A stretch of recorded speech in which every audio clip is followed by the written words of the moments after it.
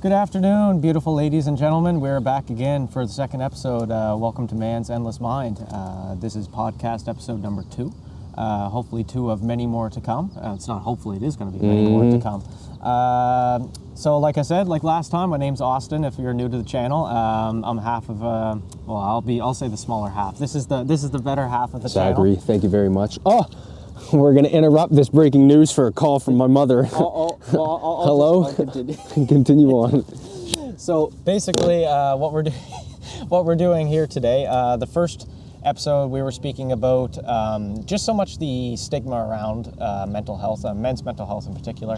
But today we kind of wanted to dive into methods and ways of thinking and or habits, mental practices that we like to use, that we may think are good, that we're trying to implement in our own life, and hopefully give you a new insight or a different way of thinking when you come into a challenge in your life, because challenges are inevitable. Everybody's going to face them, and we hope that even though ours might not work for you, it might open a new avenue of thought that you might be able to come up with your own conclusion to a new solution, fixing whatever it is you may be going through today. So Zach's still on his phone call, but that's all good. I'll just start by going off here. I'm going to steal his notes while he's over there, because he's a little bit more methodical than I am. I like to go off the top of my head when I start speaking about things like such. So basically today we all good, sir? Yeah. We're all good? Sure. Didn't know you came running up for concern about the camera. I didn't know if it was going to be... No, I wanted to make sure. It never hurts to make more sure. And welcome back, sir. Thank you very much. I don't know what we were talking about, but whatever he said is incredible. Just finished the introduction. So I was just about to dive into...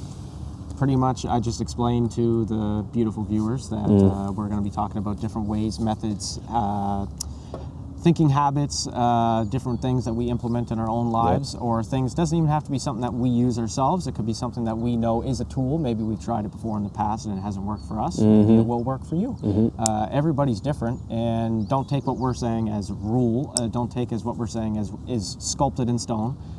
It's what worked for us, and we're sharing that to you in hopes that maybe you could get a new insight on whatever it is that you might be going through, and hopefully reach a better conclusion within yourself, bring you more at peace, and bring you more happiness and joy in life. Absolutely. Because it's like what I said last time, is that, you know, we can preach as much as we want about this, that, or the other thing, but I think at the end of the day, if we can show you how we've overcome it, there's a light at the end of the tunnel. Your mind kind of goes off and there's a light bulb in your mind saying, hey, you know what? I've seen somebody else do it. I think I now can do this, right? And if it goes into the whole fact, and I'm going to steer off topic here, and goal searching, you know, it's very interesting that we look at people who have riches, and for say, we look at people like Elon Musk or Michael Jordan or LeBron James, and the list could go on, and we tend to think that we're different than that person. But it's not until you realize that you're the same, or it's not until you realize that if you're going after something of the sorts that they had achieved. For instance, you know, Elon Musk was thought as crazy, but he succeeded. And if you're going after something, I need you to know one thing. It may be very strange for you to go after that certain thing, but the reformation and the reaffirming fact that somebody else can do it, or if you haven't had that idea that somebody else has done it, say a friend or family or whatever, you're not going to know if you can do it. So with us going through certain things and us giving you the light and us telling you that we can get over it, I want to make it clear that you can get over it.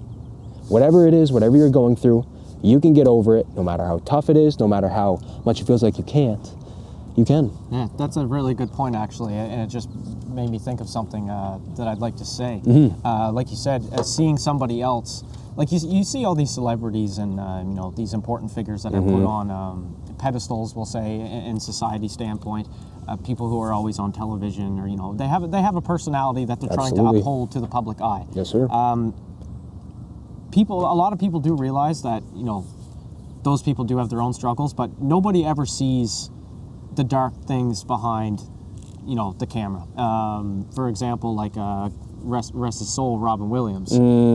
Like you'd see him on camera or acting or whatever it is, and even just if you've read about his life, just his everyday life, that whatever. Of course, he had his own issues. God rest his soul, but as a comedian, as someone who is someone who is perceived by the public eye as someone who's always happy-go-lucky, or is always in good spirits, or the type Yep. of person that's always going to lift you up. Yep. Sometimes those are the people that have the most darkness inside them. Absolutely, man. And unfortunately, that's their way of dealing with their own darkness. Absolutely. If they can't feel happiness, then if there's one thing in the world that they can do, it's that they can share that make somebody else feel what they can't. Absolutely. And it's a great byproduct, absolutely wonderful. But just don't forget to look after yourself too, because like I said, God rest his soul. Unfortunately, Robin Williams did take his own life because of the battle he was going through with himself, and whether it be addiction or whatever it may be that you're going through. Like we said on the last episode, that you do have purpose in this world, and taking your own life and making the ultimate sacrifice is should never be an option on the table. Just know that you're valued here on this earth, and your time will come when God calls your name. Absolutely. And don't make him call your name for you. I wanted to actually read something that he brought up, the actor. We wanted to kind of strip back that acting. There was something I recently read in Praise of Folly by Erasmus, some incredible literature. Now what else is the whole life of man but a sort of play? Actors come on wearing their different masks and all play their parts until the producer orders them off the stage. And he can often tell the same man to appear in different costumes, so that now he plays a king in purple and now a humble slave in rags. It's all a sort of pretense, but it's the only way to act out this farce. And it's interesting because, while I put the book away and while I speak off camera, when we come onto the camera, we're trying to strip away the mask that a lot of people think we might have. For instance, if we look, and I'm going to go off crazy topic with this, in Naruto. The Amu Black Ops, we didn't know who these people were. We didn't know who these people are with the mask. When they stripped the mask back, we were like, oh, that's actually who that is. You were like, oh, really? And what I wanted to say is that just know there's no masks here. This is kind of the side that you see of the real person, the real me, at least what I think is the real me, because you'll see me on my main channel, you'll see me on Instagram, you'll see me doing things out in public, and I'm an incredibly happy guy. But there's things going on behind the scenes that nobody really knows about. So this is where we wanted to come and strip off the mask.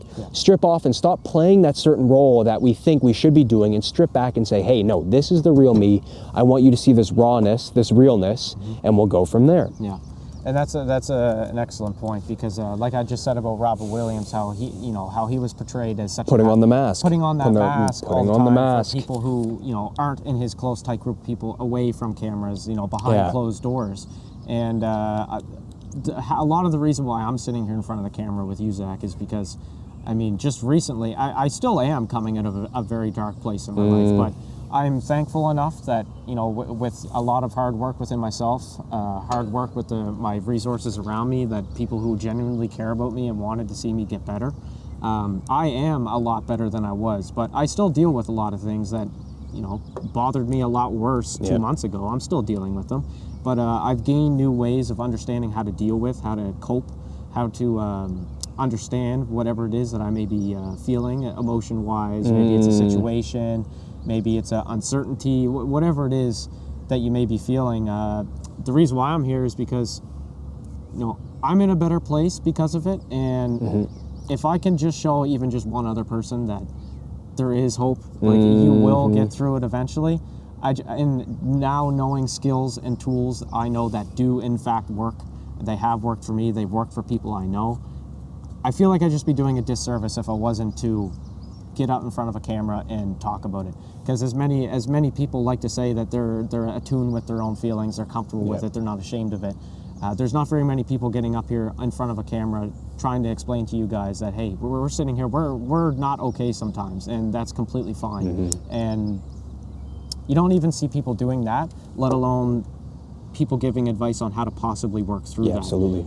So if I'm sitting here with this knowledge, these tools, these resources, and I understand and know how to use them effectively, and I didn't share that with people or someone who might need it at the time, that's just a massive sin in my own mind. I don't know, and I haven't been through what I've been through and grown as a person just to not share that ability with somebody else. The gatekeeping. Yeah, we're not trying to gate. There's no gatekeeping information. No gatekeeping information over here. If I've got good information, I'm going to share it. If I got a quote, if I got something that I wanted to get off my chest, we're going to share it. Oh, speaking of quotes, can I interrupt please, you? no, please go ahead. Let you shine. I think I told you last time. It was I was watching a podcast. I can't remember whose podcast it was, but it was Deion Sanders. He he was on the podcast. Send me that clip. I'll put it up on screen. Yeah, I'll have to send it to you. But it was basically Deion Sanders talking about the lowest point in his life. And when Deion Sanders was in a prime, he still is very popular. There's a very large amount of people who still follow him, follow his life, and especially when he was playing professional sports, a professional athlete. They're getting paid millions of dollars to, dribble a basketball, throw a football, play hockey, whatever it may be. And their lives in the camera make it seem like, oh, they're, you work 4 days a week, you play a game, you make X amount of millions a year. How's your life so terrible? But he went on to say that, he was suicidal at one point in his life because when his children were taken away from him. Because he knew that as a professional athlete, most people didn't love him genuinely. They only loved him because of what he could do. It's funny. Can I pull off of that really quick? So we had gone out with a few of my friends recently to do archery, and then we went out to the Pint, and this is when the Euros have been going on. And I don't know if you saw on Instagram, but Cristiano Ronaldo, where they call him Mistiano Ronaldo, had missed a penalty kick, and he was crying. And it was very interesting to watch that game live because the reaction around the table, the reaction around the people that I was with was, why is this man crying? But I'm sitting there realizing he's a human. Like, I get he's getting paid $100 million to make the shot, to get the goal, to make the free kick, because it's Cristiano Ronaldo, one of the best free kickers in the world. He missed a shot in what could have been a pivotal moment. Now, they did end up winning, which was great, but the point is, in fact, that he is human. We have this very weird interpretation that we put on people, this label on celebrities, on athletes, on whoever it may be that comes to mind, that they're superheroes, that they should have no emotion, that they should be wearing this mask, quote unquote, that there is no emotions behind them. And while I get to a certain point, you have to hold yourself to a certain standard, because in any job, you have to hold yourself to a certain standard. There's times where you shouldn't be doing the things that you're doing, but at the same time, stripping back and realizing that all these people are human.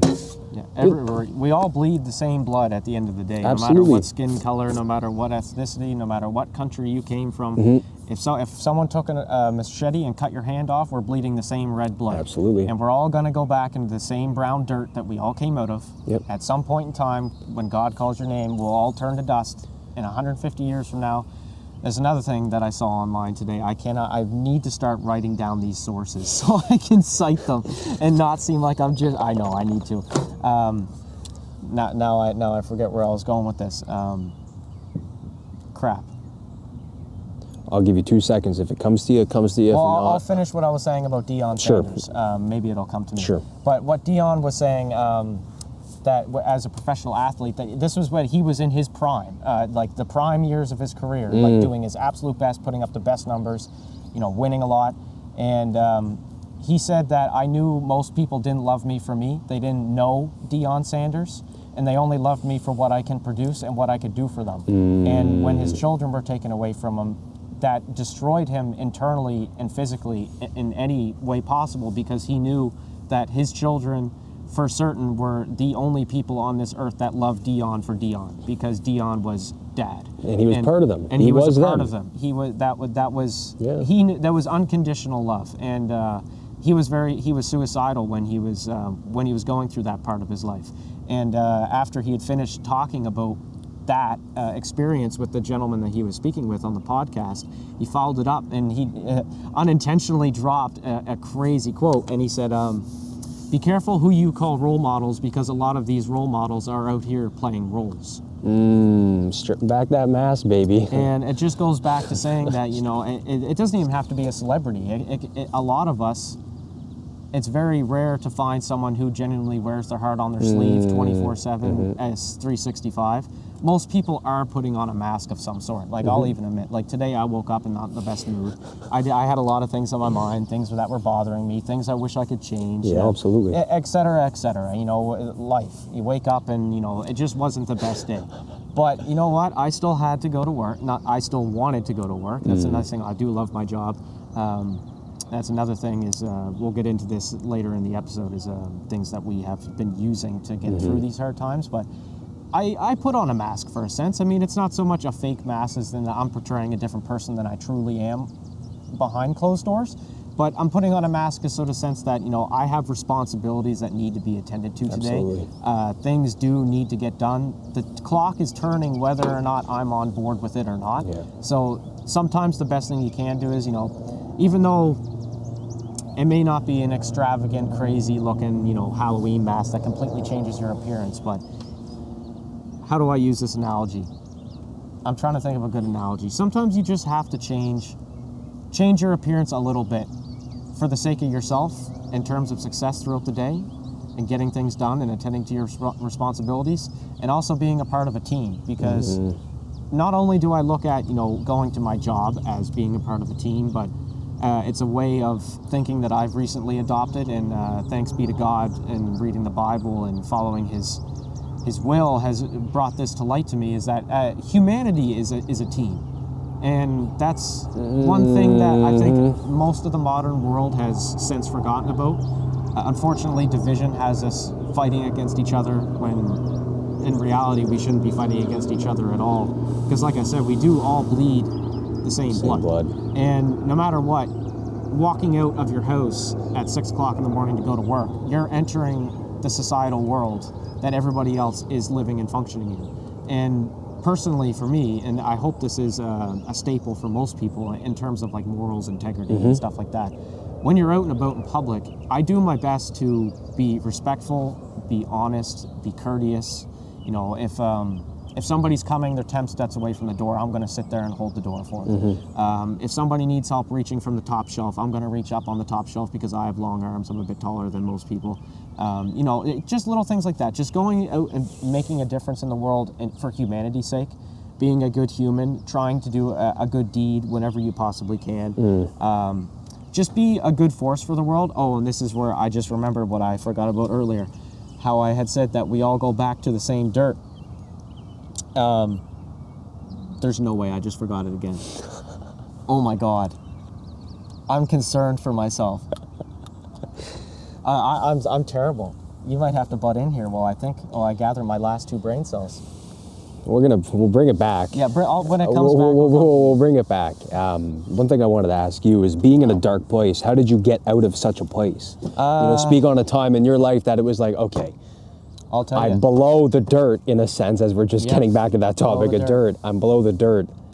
How in the world can I pick myself up, and how in the world can I actually get out of where I'm at? How can I become light? Well, to put it in very simple terms so that I don't go into a crazy amount of detail and take up all of our talking time today, the one thing that I did notice when I really just started it, I don't want to say attacking myself, but because it is internally that you are battling with. You're battling yourself every day. It's you versus you. Every single day you wake up. Every day you're breathing, it's you versus you.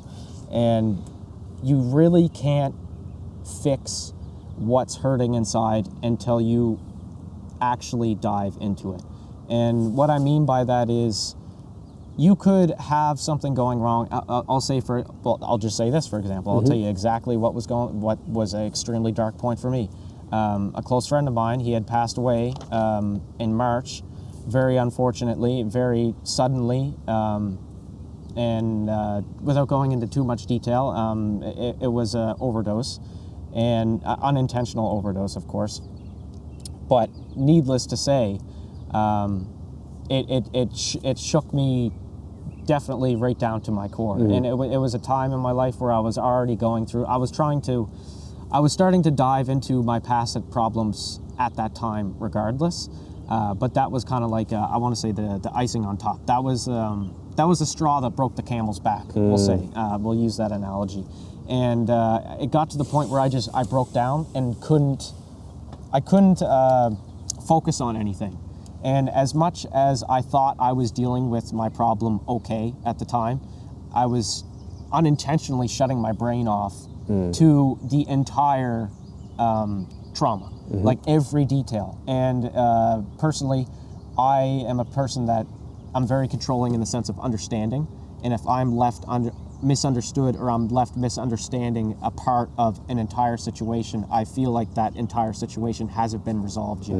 And if anybody else is like that, you're going to come to a point where there's certain topics of said trauma or said situation that put you in this dark place that hurts so much to think about and to try and understand it that you subconsciously don't.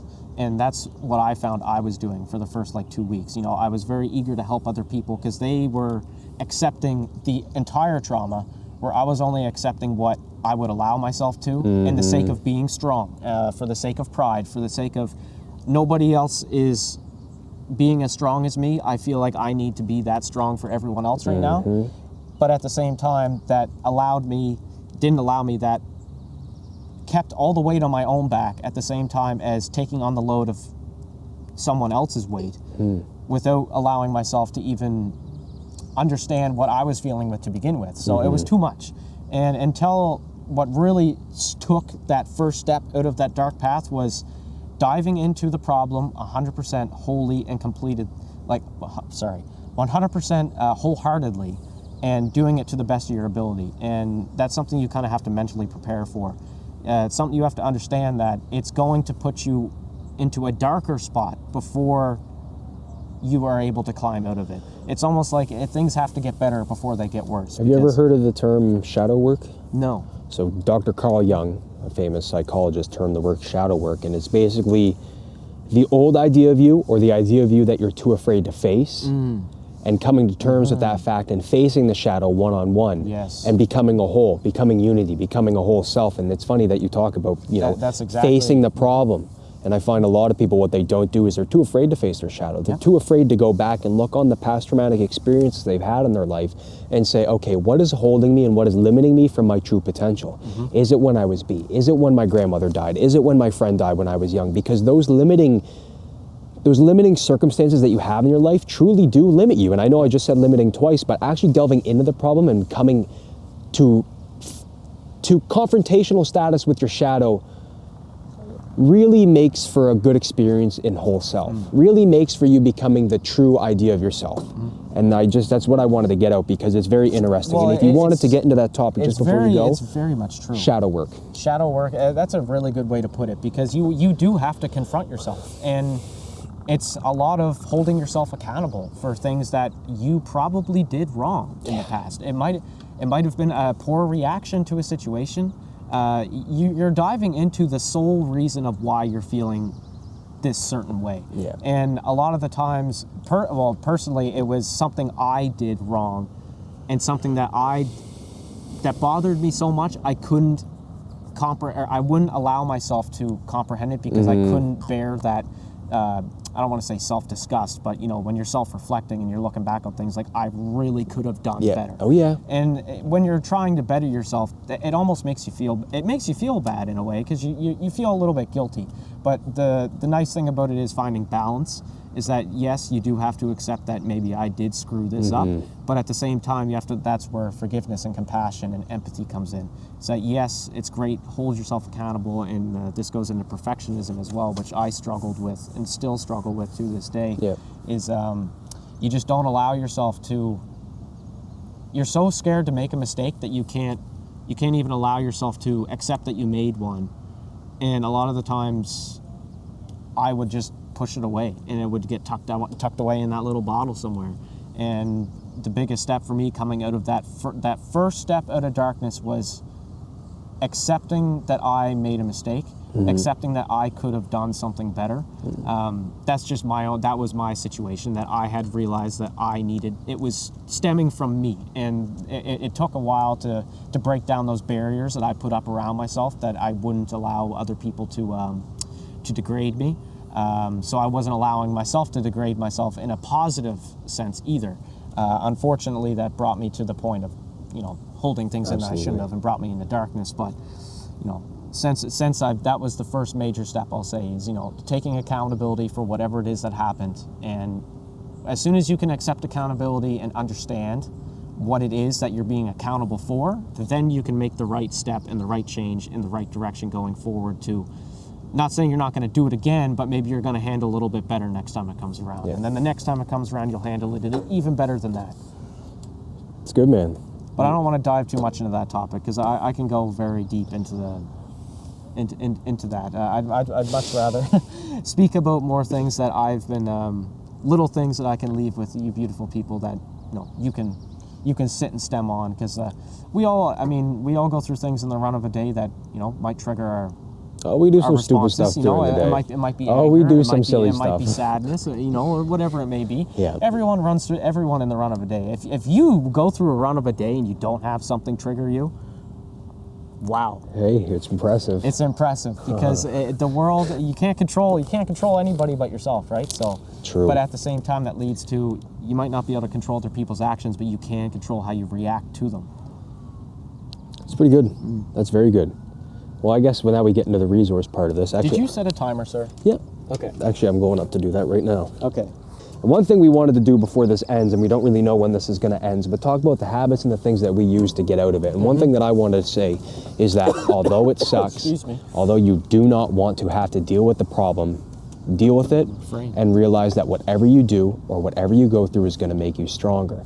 There was an instance in my life where I had done so much work in the dark and I didn't tell anybody about what I was doing, about my YouTube channel. Yeah. But going through that struggle and going through days where I would go and I would be up late and be up early working, doing 3 videos a day for the past year, it made me better in a sense, because I didn't gain instant fame. I didn't gain any fame, really, to be honest, even though it did okay for the time being. But it led me to the fact that I'm okay with where I'm at, I'm okay with hard work, but now I don't care what anybody has to say about me. Right. I didn't like going through it at the time. I didn't like that I didn't get that instant gratification. I didn't like the idea that what I was doing wasn't working to a sense. But what I realized is that it made me stronger.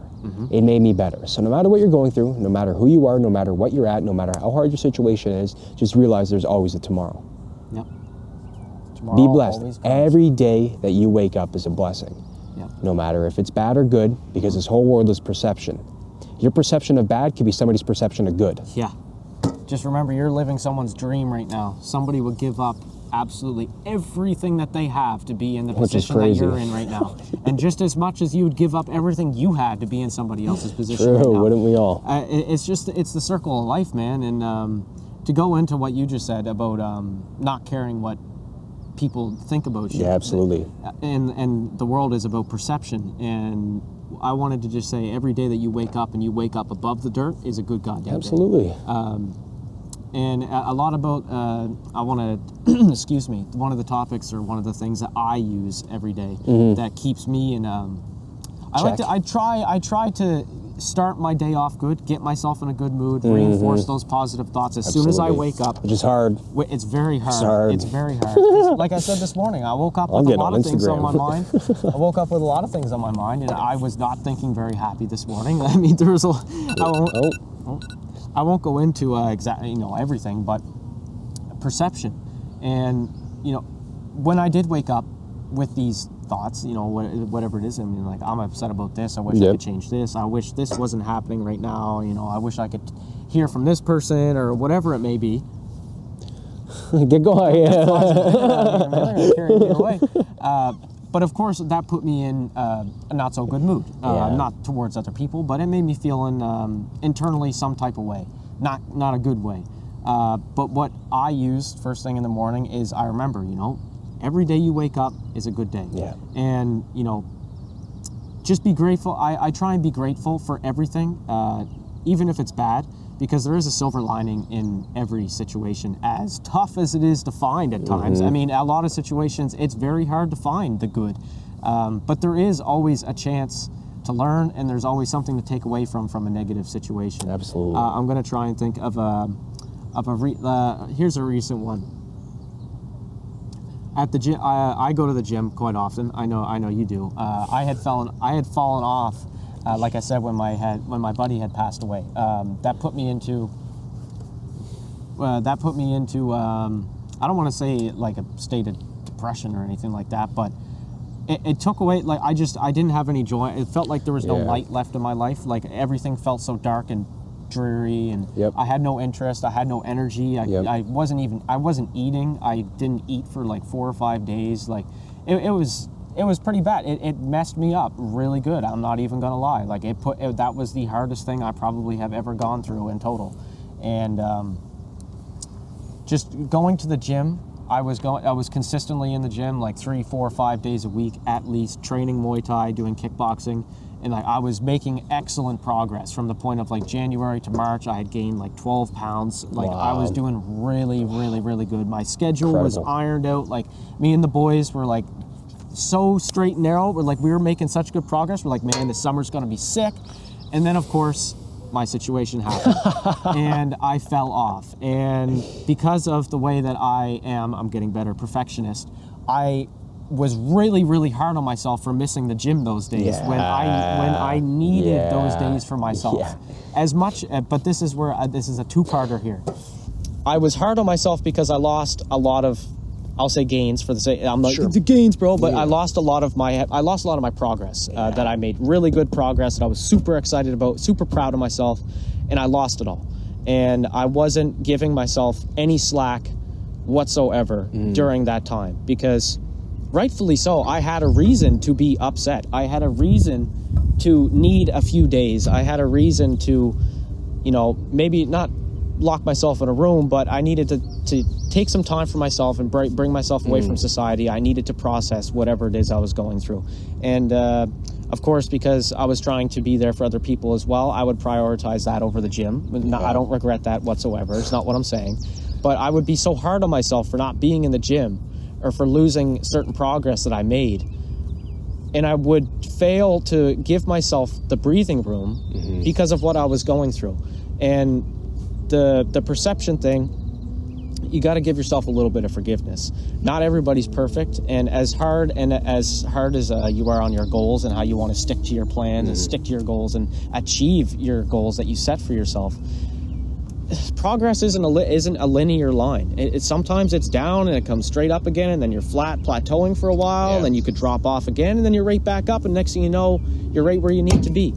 And success and progress, every single person has a different linear growth of whatever it is they're doing. So comparing yourself to other people is something that I used to do a lot, and it's never a good thing. It's like, what is it? Comparison is the thief of joy. Yep, absolutely. Like that's exactly what it is too. And then I started, after I reflected on those bad habits that I was doing to myself, I realized that I am not giving myself enough compassion. I'm not giving myself enough empathy.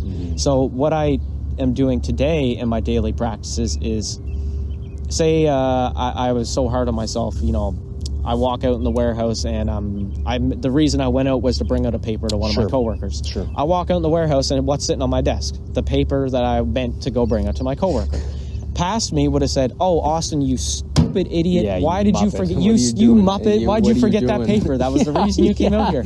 Yep. Speaking nasty things to yourself is never a good thing. No. Thinking them is bad enough, but saying them out loud, you want to say they speak it into existence? Yeah, hell yeah.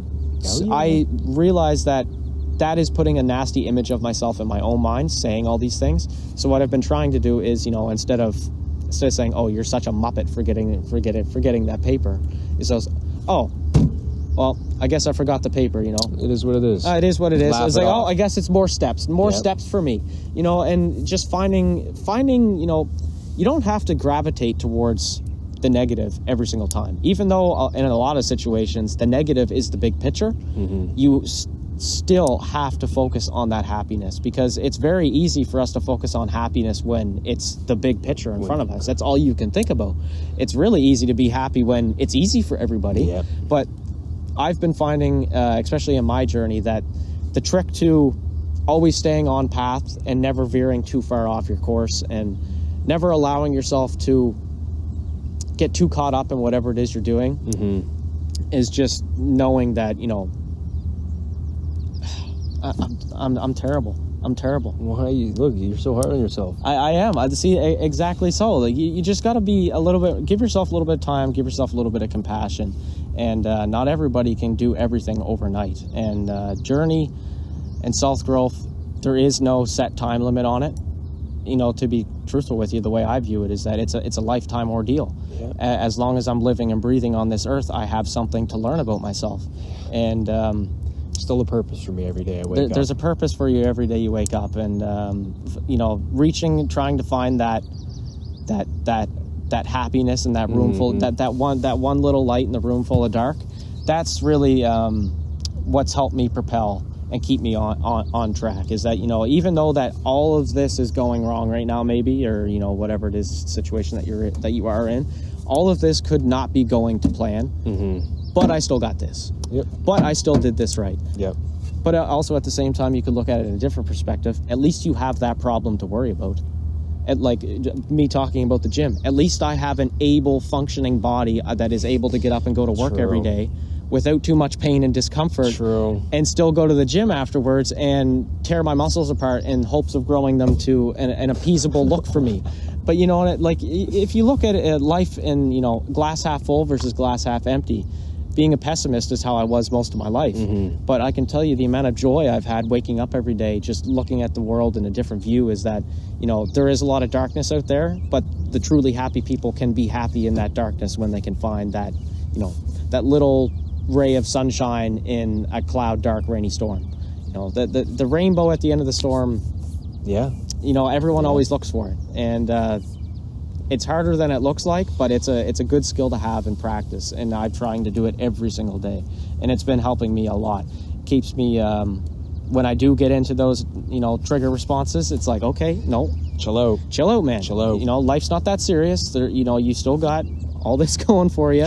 You know, and God has a plan for you, and, you know, it's all going to be okay in the end. And if it's not okay, then it's not the end. It's not okay. It's not the end. Don't worry, man. I guarantee this camera is dead. I guarantee the camera is dead. Let me check. Dead. If there's no screen on, it's dead. No fucking screen. That's why I was recording on the voice memo. Oh, okay. See, just to have it. That's not a bad idea. No, it helps because it's going to be black screen, and the viewership, we'll see if the viewers stick around for this last. Oh, really? I was about to do my Arnie poses. Like, I was about to show off all the work I've been putting in the gym recently. I think that's good, man. I think that went very well. Yeah. I don't know if you want any words to share with everybody else to finish it off. Well, I'll just say this because I was just talking about the gym, and I'll say this for a mental health growing standpoint. You keep speaking. I'll say this for a mental health standpoint as well as the physical benefits that come from it. Hitting the gym is an excellent way to boost your mood, to expel negative energy. Because like I said in the last podcast, sometimes you just get into these sometimes you just get into these like trigger responses, trauma responses, where anxiety, almost like anxiety attacks, whatever it is that your response may be, you get like so built up with energy and you don't know what to do with it. Putting that into the gym is an excellent way of getting rid of it. Life-changing. And I'll tell you, a big part of my mental health was my own self-image, how I wasn't happy with the way I looked in the mirror. But at the same time, the only person that could ever change that is you. And I saw that online, I took it to heart, because nobody else can give me the body that I want. The only way I can get it is by sculpting it and putting in the hard work. But what I failed to realize at the time, I was going to the gym for the wrong reasons when I started. And it was for the thing I told myself was, I will look better to other people. I'll be more physically appealing to other people. I want to look better for other people. And the whole point of me going to the gym was, quote unquote, for other people when I started. But it was very quickly, within about 3 or 4 months of consistently going to the gym, I realized the benefits that I was giving to me, not only physically, because I was gaining mass, I was gaining strength, I was gaining weight, exactly what I wanted to do. I was achieving exactly everything I wanted to do. But not only that, it was giving me mental clarity at the time when I was in the gym. It's almost like nothing else matters when you're in there under the bar, or you're in there on the squat rack about to push 250 or 2 plates, or, you know, maybe you're about to hit a goal of 4 plates on your deadlift, you know. And that's another beautiful thing about the gym for your mental health, is that it's constant goal setting and constant goal breaking. And there's nothing more challenging than pushing your body to its physical limit. There's a very beautiful side to that if you can dive into that and understand that, you know, putting your body through a little bit of pain at the time is going to reap so many rewards down the road. True. But not only that, it's proving to your mind that you can set a goal that isn't possible right now, but with enough determination and enough hard work, you will achieve it. At some point in time, you will achieve it. And the other thing I wanted to leave with you going off about the gym is, because I said I was doing it for other people at first, I would spend a lot of my time comparing myself to other people inside the gym. You know, I wish my physique looked like that. I wish my arms were that big. I wish I could squat 4 plates. You know, I wish I could do this. I wish I could do that. But everyone's journey is different. Like if you do get into the gym and start talking to people who have been going to the gym for years and years, you know, even the older people, I love talking to the older generation in the gym, especially the bodybuilders who have been doing it for so long. You just can't, everyone's on their own timeline, and don't try and speed yours up just to, you know, for the sake of comparing yourself to someone else. Your journey is your journey, and you're going to get there when you get there, and it's all going to be account to what kind of hard work you put in for yourself. True. And there's nothing better than, you know, nothing more gratifying, I think, than just knowing that you're putting in 100% and still being okay with putting in your 100%, because some days that's all you can do. Do the best you can do all the time, and you'll never walk around with a regret. I promise you that, because that's one thing I've been trying to do for humanity's sake, is just be the best you can be every single day, and you'll go to sleep a happy man at night. Because truthfully, I do. I could go to sleep knowing that every person I've talked to, every person I've interacted with, every person that I might have helped out, it's doing good for the world, and I did the best of my ability to either help them, listen to them, or, you know, whatever it is that I was trying to do for them. Just put your 100% into everything you do, and to every interaction that you leave with somebody, because when it's all said and done, we're all going to be back in the dirt, but it's the effect that you leave on people that will ripple for eternity. And trying to leave a good lasting impression on the people around you and the people you care about, those are the things that really matter in life over, you know, materialistic things, and who has the faster car, who has the bigger house, and but who doesn't like a little bit of money, huh? Who doesn't like a little bit of money? But, you know, the true peace and true happiness comes from, you know, from within. And they say money can't buy happiness. Yeah. Money can certainly help with that, but unless you're truly happy with yourself as a character, as a person, I don't think no amount of money could make anybody happy, to be truthfully. Personally speaking, no matter what you do, if you're not happy with the person you are at the end of the day when you lay your head on the pillow, what's it all for? And in the end, we're all going to be judged by Almighty, so I'm going to do my very damn best to leave a good, impressionable, lasting habits, hopefully, on other people for times to come, right? So, like we said in the start, it's part of history. So, can't go wrong with history. Can't go wrong with history. Leave him with a word. Give him a word. Give him something. Leave him with a word? Oh, man, you're putting me on the spot here. I'm trying to think. I was thinking something today. I'm sure I was, actually. I will leave you with a Bible verse. How about that? Give us a Bible verse. I can't recite it off the top of my head because I just saw it, but just give me 1 second here. I know what it is. So this passage, I never know what passage. Scripture. This scripture, verse. Psalms 16:8. I keep my eyes always on the Lord. With him at my right hand, I will not be shaken.